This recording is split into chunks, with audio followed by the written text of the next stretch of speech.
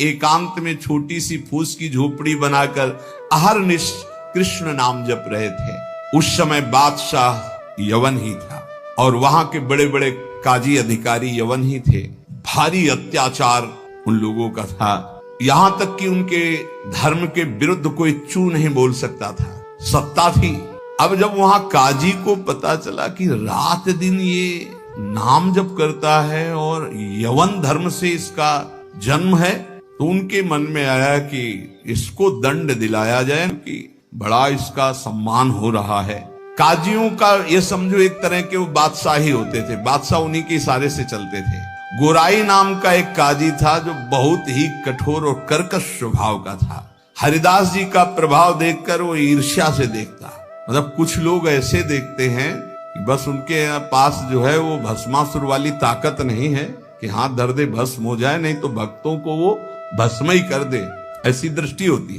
वो दृष्टि से पता चलता है। वो हरिदास जी को ऐसे देखता कि कैसे इनको नष्ट कर दूं। और जब उसको ये पता चला कि यवन धर्म के ही हैं, तब तो बढ़िया उसको रास्ता मिल गया।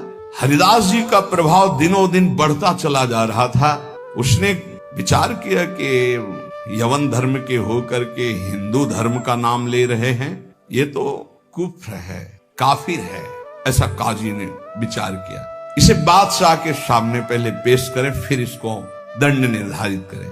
गोराई काजी ने विरुद्ध राज दरबार में अभियोग चला दिया ठाकुर हरिदास जी की। राज आज्ञा हुई तत्काल गिरफ्तार किया जाए, क्योंकि बादशाह यवन था। हथकड़ी बेड़ियों से जकड़ लिए गए। ठाकुर डरना नहीं, ये डिग्री वालों की बात है जो उच्च कोटि के महापुरुष है। तुम मत सोच लेना कि हम राधा राधा जपेंगे तो ऐसा नहीं। भगवान वो सामर्थ्य देते जो प्रहलाद जी को सामर्थ्य दी, वही ऐसे भक्तों को सामर्थ्य देते। ऐसा नहीं है कि अपने सामर्थ्यहीनों को ऐसा प्रश्न कर, ऐसा नहीं, डरना नहीं कि भगवान बड़ी भारी परीक्षा लेते। हथकड़ी बेड़ियों से जकड़ लिए गए और इनको पेश किया गया निरपराध हरिदास जी को अपराधी की तरह। बादशाह ने देखा 9 युवक तेज से प्रभावित, मानो पूरा सभा आश्चर्यचकित और आलोकित हो गई हो, प्रभावित हो गए। जो यवन बादशाह थे और कहा सम्मान से इनको बैठा ला जाए। आसन दिया गया, आसन पे बैठे। हरिदास जी जब बैठ गए तो बादशाह ने कहा कि आपने स्वाभाविक धर्म परिवर्तन किया है।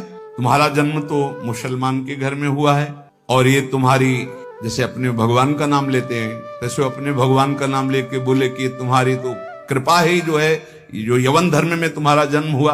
बादशाह ने कहा तुम काफिरों का आचरण क्यों करते हो, इससे तो तुम्हें नर्क जाना पड़ेगा। मुझे बड़ी दया आ रही तुम्हें देखकर, दंड देना नहीं चाहता, फिर भी तुम तोबा बोलो, प्रायश्चित करो और कलमा पढ़ो, छोड़ो इसे, तो तुम्हारे दंड में हम कुछ कमी कर सकते हैं, नहीं तो भयानक दंड तुम्हें मिलेगा क्योंकि तुम काफिर हो। सुख की प्राप्ति धर्म से चलने से होती, तुम धर्म का त्याग कर चुके हो। हरिदास जी ने कहा श्रीमान महाशय, आपने जो कुछ कहा आप अपने ज्ञान के अनुसार, विश्वास के अनुसार, धर्म के अनुसार ठीक बोल रहे हैं। आपका विश्वास आपको फल देता है, ठीक कह रहे हैं। क्या कोई हिंदू आपके धर्म को स्वीकार करेगा? अगर स्वीकार करेगा तो उसे नर्क मिलेगा। बोले नहीं, वो स्वीकार कर सकता है और उसकी भगवान की कृपा होगी। वो अपने भगवान का नाम लेते हुए बोले हाँ। तो क्या कोई इस्लाम छोड़कर अगर हिंदू धर्म को स्वीकार करता है, क्या उसके ऊपर भगवान की कृपा नहीं होगी? क्या वो भगवान का भजन नहीं करता? फंसा लिया। काजी बीच में बोल पड़ा, देखो साहब, इसकी बातों में मत आना। अगर आप इसको छूट दी तो आगे आप समझ लीजिए कि आपके धर्म में चलने वाले कितने लोग ऐसा करने लगेंगे। हरिदास जी ने कहा हमारी निष्ठा भगवान नाम में है। आप चाहे अभी इसी क्षण मेरे प्राण ले लो, मेरा नाम रुकने वाला नहीं। मैं कभी तोबा नहीं बोल सकता, क्योंकि मैं कोई अधर्म नहीं कर रहा हूं, किसी को कष्ट नहीं दे रहा हूं। ये निष्ठा देखकर पसीना पसीना हो गया मुलुकपति। तेज गर्व भरी भगवान निष्ठा की बात, इस पे नहीं दैन्यता होती। नहीं, प्राण ले लो अभी अपने हम धर्म पर। मुलुकपति ने कहा तुम्हारी बातें हिंदुओं के लिए ठीक हो सकती, लेकिन हम यवनों के लिए नहीं। तुम हमारे धर्म में पैदा हो, इसलिए हमारी बात पर विश्वास करो। हरिदास जी ने कहा महाशय आपका कहना ठीक है, किंतु विश्वास किसी बल से नहीं तोड़ा जा सकता। बादशाह से ऐसे बात वही कर सकता है जिसे भगवान का बल प्राप्त हो। देखो मैं पूर्व जन्म का कोई न कोई संस्कार लेकर के आया हूं जिससे भगवान नाम में मेरी प्रीति हुई है, और मैं भगवान नाम छोड़ नहीं सकता। मेरा दृढ़ विश्वास है, चाहे अभी प्राण ले लिए जाएं। और अगर आप ऐसे ही दंड देने वाले हैं तो कितने लाखों हिंदुओं को मुस्लिम बना लिया, क्या उनको दंड दे रहे हैं आप? यदि ऐसा वो दंड के अपराध भागी नहीं बने कि हिंदू धर्म छोड़कर आपने उनको यवन धर्म में बना लिया, तो मैं यवन धर्म छोड़कर अगर नाम जप करता हूं तो मैं अपराधी कैसे हो सकता हूं? बादशाह चुप हो गया। गुराई काजी ने देखा यहां मामला तो उल्टा हो गया। तब जोरों के साथ कहा, हम ये सब कुछ नहीं सुनना चाहते, इस जो धर्म के प्रतिकूल चले उसको दंड देना चाहिए। तुम अधर्म कर रहे हो, तुम काफिर हो, तुम्हें दंड मिलना चाहिए। काजी के बोलते ही बादशाह चुप हो गए, ना इधर कुछ बोल पा रहे ना इधर। फिर कहा कि देखो गोराई काजी जो कह रहे हैं तुम वो बात मान लो और कलमा पढ़ो और छोड़ो ये नाम जप करना। हरिदास जी ने कहा, श्रीमान महाशय, हम एक बार केवल बोलते हैं, दोबारा आपको जो कहना हो सो कह लीजिएगा, मैं बोलूंगा नहीं। मैं प्राण त्याग सकता हूं पर भगवान नाम नहीं छोड़। क्या निष्ठा है! आप दंड जो देना चाहे मैं स्वीकार करता हूं, लेकिन नाम नहीं छोड़ सकता। मेरी देह के आप इसी सभा में सैकड़ों टुकड़े कर दिए, हर टुकड़े से निकलेगा कृष्ण कृष्ण कृष्ण, छूटेगा नहीं नाम। मैं तुम्हारे दंड देने से विचलित नहीं हो सकता। मैं हरिनाम को जब तक श्वास है नहीं छोड़ सकता। अब आखिरी मेरी ये बात है, आप चाहे दंड दें या जो चाहे सो करें। निर्भीक उत्तर सुनकर के बादशाह सोच में पड़ गए, ऐसे महान को क्या दंड? गुराई काजी की तरफ देखा। गुराई काजी ने कहा, हुजूर बिल्कुल दया नहीं, दंड चाहिए, नहीं तो फिर बड़ी समस्या आ जाएगी कि अपने धर्म के लोग बहुत से उधर हो जाएंगे, बहुत हानि हो जाएगी, मनमानी लोग करने लगेंगे।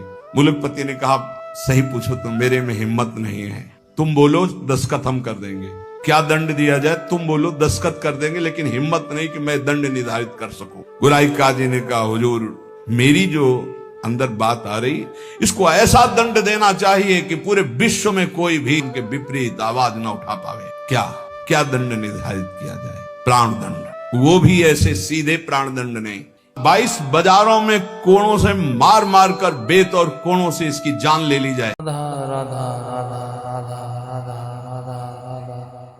जिससे सब कोई देखे कि धर्म के विरुद्ध चलने वाले को कैसा दंड दिया जाता है। सभी लोग ऐसा देखें और किसी की हिम्मत ना पड़े। मुलकपति ने दस्तखत कर, ऐसा है। अब तो क्या था, जल्लादों ने तत्काल हाथ बांध दिए महान भगवान नाम जापक के, और वही दरबार से शुरू की। वो कोड़े जो ऐसे लगते कि खाल को खींचते चले जा रहे, घाव पे घाव, हर बाजार में भीड़ में सब जगह ऐसे। ठाकुर हरिदास जी बोलते, हरि बोल, जहां कोड़े लगते हरि बोल। बलिहार है, क्या हृदय भगवान ने बनाया इन महापुरुषों का कि इतना भयानक पीड़ा और कष्ट के बीच में कभी आह नहीं कहा। पीठ में से रक्त की धाराएं बह रही, निर्दयी जल्लाद घावों पर कोड़ों का प्रहार कर रहे, और हरिदास जी के मुख से वही जोर की ध्वनि निकलती जैसे कोड़ा पड़ता, हरि बोल। धन्य है ये जगत, इन्हीं महापुरुषों के नाम कीर्तन से, इन्हीं के यश कीर्तन से आज पावन है। सत्य कहते हैं, इन्हीं महापुरुषों के प्रताप से आज हम कुछ हरि बोल, कृष्ण बोल, राधा बोल सकते हैं। नहीं, हमारी सामर्थ्य क्या, यही सब, ये साक्षात भगवत स्वरूप पार्षद अवतरित हुए जो ऐसी सामर्थ्य का दर्शन कराया। ये है भक्ति, ये है निष्ठा, नाम निष्ठा। चेहरे पर तेज और मुस्कुराहट है, जवान पर हरिनाम है, शरीर पर कोड़ों की वर्षा है। जरा विचार की क्या स्थिति है। मतलब देखने वाले चीख पड़ते, रो पड़ते, दुख से आंखें बंद कर लेते। अरे ऐसे निर्मम जल्लाद ऐसे महापुरुष को कष्ट दे रहे हैं जो निरपराध, कोई अपराध नहीं किया, लेकिन किसी की हिम्मत क्या कि कोई बोल सके, कोई रोक सके बादशाह के हुक्म के आगे। हरिदास जी की वही मुस्कुराहट, वही आनंद भरा शब्द, हरि बोल। जल्लाद पीटते चले जाते हैं। 22 बाजारों में घुमा घुमा करके कोड़ों से मार मार करके लथपथ मांस के टुकड़े गिर रहे हैं। ऐसे कोड़े मारते कि चिथड़ा हो जाता सरे। जल्लाद आश्चर्य में हो गए कि किस माटी का बना हुआ ये भगत है कि एक बार भी उफ नहीं निकला, आह नहीं निकला, हरि बोल। और जहां वो मारते कोड़े और कहते, अब भी कहता है हरि बोल, तो मुस्कुरा के देखते, बोले तेरा भी कल्याण हो, क्योंकि वो भी यवन जल्लाद थे। वो गुस्सा में बोलते, अब भी कहता है हरि बोल, तो कहते तेरा भी कल्याण हो गया, क्योंकि तू भी 2 बार तो हरि बोला, तेरा भी कल्याण हो। ऐसे कोड़े चल रहे थे कि 10-5 कोड़ों में ही मृत्यु हो जाए आदमी की। पीठ पर असंख्यों कोड़े, नाम बराबर उच्चारण हो रहा है, कोई मुखारविंद में वेदना नहीं, कोई दर्द की वेदना नहीं।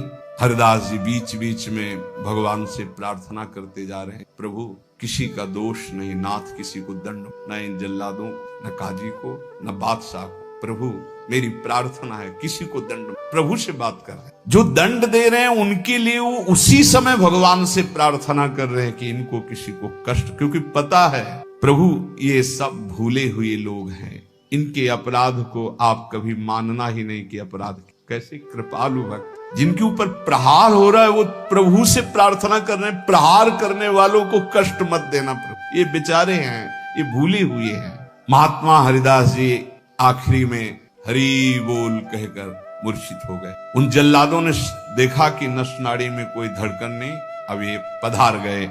गोराई काजी ने देखा कि हाँ ये पधार गए।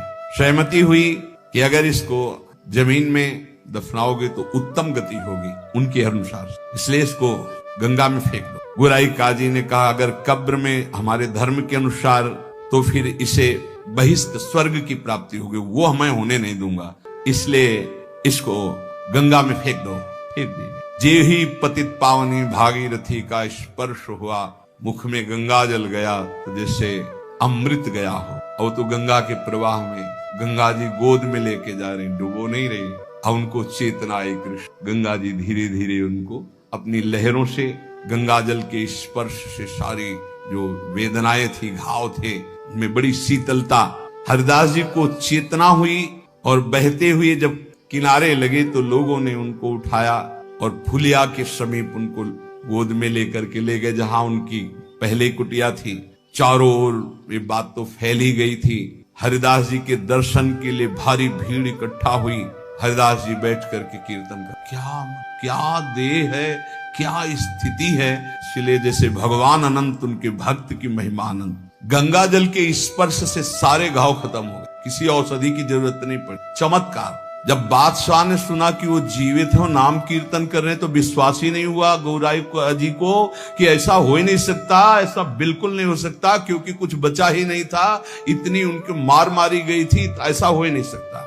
बादशाह, गोराई काजी सब देखने के लिए आए। जब ये सुना कि बादशाह सब हटाया गया, बादशाह जाग, वही तेज, वही नाम, वही स्वस्थ शरीर। तब उन्होंने गोराई काजी की तरफ देखा और कहा भारी अपराध, ये कोई साधारण नहीं हो सकते, ऐसा दंड पाने के बाद तो कोई जीवित ही नहीं रह सकता। साष्टांग दंडवत ठाकुर हरिदास जी की बादशाह ने की और कहा मुझे क्षमा करो, वैसे मैं दंड देना नहीं चाहता था, लेकिन ये गोराई काजी ने, उन्होंने कहा श्रीमान अब भी आपसे प्रार्थना करता हूँ, आपका इसमें कोई दोष, ये कोई हमारा पूर्व का हिसाब था जो पूरा हो गया, आप प्रसन्न रहिए। उनका मैं आपकी सेवा करना चाहता हूँ, आप आज्ञा कीजिए। ठाकुर हरिदास से कहा, बादशाह ने उनका बस एक सेवा कर दी, अब कभी आना मत और हमारे नाम कीर्तन में कभी विघ्न मत डालना। उनका आज के बाद कभी कोई आपको विघ्न नहीं डालेगा, और आप अगर ऐसा कहते तो मैं कभी आपके सामने। काजी को फटकारा और लेकर चले। हरिदास जी ने विनम्रता से कहा, सुनते जाइए, आप कभी क्षोभ मत करना, इसमें कोई अपराध नहीं है। देखो मनुष्य शरीर में दुख सुख का विधान होता है, हर जीव को अपने कर्म भोगने होते हैं। निमित्त किसी को कर्म बना दे, आपको निमित्त बना दिया, ये तो मेरा ही कर्म था जिसको मैंने भोगा। ऐसे कोई कर्म पूर्व जन्म में किए होंगे जिनका फल मुझे भोगने को मिला, आप कभी क्षोभ मत कीजिएगा। हरिदास जी की ऐसी बात सुनकर फिर बादशाह लौट पड़ा, चरणों में पुनः प्रणाम किया। जितने भी वैष्णव ये सब आकर के बड़ा दुख प्रकट किए हरिदास जी के पास। क्या भगवान, कहां भगवान, आपके ऊपर कोड़े चल रहे थे, कहां भगवान थे, क्यों नहीं बचाए। हरिदास जी ने कहा, आप लोग नहीं जानते, आप तो शास्त्र के मर्म को जानने वाले हैं, लेकिन भगवान की कृपा को जानते हैं। मुझे जो दंड मिला उसका कारण है मैंने भगवान नाम की अवहेलना सुनी राज दरबार में, जीवित रहा, इसलिए मुझे दंड मिलना जरूरी था। और दूसरी बात, जिस समय मेरे ऊपर कोड़े चल रहे थे तुम्हें दिखाई नहीं दे रहा था, हरि ऐसे की एक भी कोड़ा मेरे ऊपर नहीं लगा। जैसे प्रहलाद जी से पूछते थे उनके मित्र कि तुम्हारे ऊपर हाथियों से कुछ लाया गया, ये तो कहते थे मेरे हरि मुझे ऐसे गोद में लिए, एक भी कष्ट मेरे को नहीं हुआ। ठाकुर हरिदास जी कह रहे, तुम्हें नहीं दिखाई दिया, तुम कोस रहे हो प्रभु को। जिस समय कोड़े चल रहे थे, हरि ऐसे शास्त्र बाहुओं से मुझे ढके हुए थे, वो कोड़े हरि के ऊपर चल रहे थे, मेरे ऊपर नहीं। वो हरि वार ले रहे थे, मेरे ऊपर नहीं। तभी वो जोर से बोलते थे, हरि बोल। क्योंकि हरि पास में, ये भक्त जानता है, बहरी क्या जाने। मुझे तो तनिक भी दुख नहीं हुआ, ना क्लेश हुआ। बस आप सब भक्तों से यही कहते हैं, ठाकुर हरिदास जी कह रहे हैं, आप अविश्वास मत कीजिए प्रभु पर, उनके नाम में अपार सामर्थ्य। मुझे जो सुख मिला है वो तुम्हें कैसे बताऊं। जिस समय नाम चल रहा था और कोड़े चल रहे थे, उस समय मेरे को भगवान ऐसे घेरे हुए थे, तुम्हें कैसे बताऊं। शरीर को इतना भी क्लेश नहीं था, ये भक्त ही जानता। ऐसे उत्तर सुनकर समस्त वैष्णवों को हृदय में संतोष हुआ। नहीं तो एक क्लेश था, कहां है वो भगवान जिनका हम नाम लेते हैं, और ऐसे महान भक्त की खाल खींची जा रही है, और वो उस समय राधा राधा राधा राधा राधा कहां है वो जो कहते हैं करो सदा तिनके रखवारी, कहां है। तब ठाकुर हरिदास जी आया। जैसे प्रहलाद जी को सैकड़ों बार भयानक पीड़ाएं दी गई, पर्वत के नीचे दबाया गया, सर्पों के विष से पिलाया गया, डसवाया गया, गैस में बंद किया, क्या क्या कष्ट नहीं, कुछ भी कष्ट प्रहलाद जी को नहीं होता था। हरिदास जी महाराज का स्वस्थ शरीर वहीं फुलिया ग्राम में रहकर निरंतर भगवान नाम उपासक। जीवन का सबसे बड़ा फल है नाम में प्रीति। किसी भी प्रलोभन से लुभायमान होकर नाम मत छोड़ो, किसी भी भय से भयभीत होकर नाम मत छोड़ो, तो तुम्हें दिखाई देगा जैसे ठाकुर हरिदास को दिखाई दिया कि प्रभु हजार बाहुओं से ऐसे, तो एक भी कोड़ा ठाकुर हरिदास जी को दुख नहीं पहुंचा सका। कर तुम अकर तुम मन था, कर तुम श्री भगवान। इसलिए भगवत विधान से प्रारब्धानुसार दुख आवे तो हंसते हंसते उसे भोगो। राधा राधा राधा राधा राधा। कभी अविश्वास मत करो कि भगवान कहां, जो हमारे दुख की निवृत्ति नहीं कर रहे। नाम जप करोगे तो अपने आप ऐसा ज्ञान हो जाएगा, अपने आप ऐसी स्थिति आ जाएगी, हर दुख सहने की स्थिति आ जाएगी, हर सुख सहने की स्थिति आ जाएगी। सुख सहन घमंड नहीं, हर्ष नहीं, दुख सहन शोक नहीं, व्याकुलता नहीं, अंदर ही अंदर एक परमानंद की अनुभूति नाम से होती है। अभी वो स्फुरित नहीं हुआ, इसलिए मन विषयों में भाग रहा है। जिस दिन हृदय में परमानंद स्फुरित होगा, आप मन दौड़ाना भी चाहेंगे तो नहीं हटा पाएंगे प्रभु के नाम से मन। ऐसा जैसे हृदय शुष्क है तो काम के लिए, भोगों के लिए, वासनाओं के लिए हमारा मन रोकने पे भी नहीं रुकता, भागता है।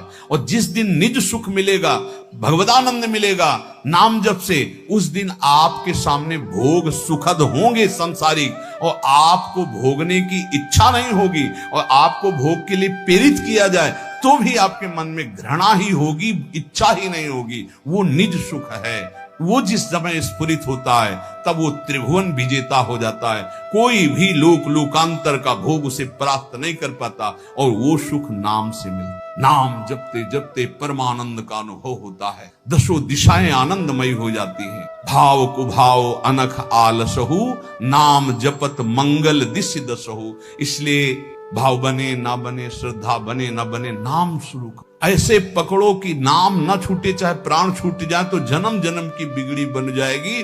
भगवान का सानिध्य तुम्हें अनुभव होने लगेगा कि भगवान तुम्हें कितना दुलार कर रहे हैं, प्रिया जो आपको कितना दुलार कर रहे हैं। इसलिए हठ पूर्वक नाम में प्रीति करो, नाम जपने का अभ्यास करो। इसी से सब हो जाएगा, ज्ञान वैराग्य भक्ति प्रेम योग जो चाहोगे सब प्राप्त हो जाएगा। शेष चर्चा आगे। श्री राधा वल्लभ लाल।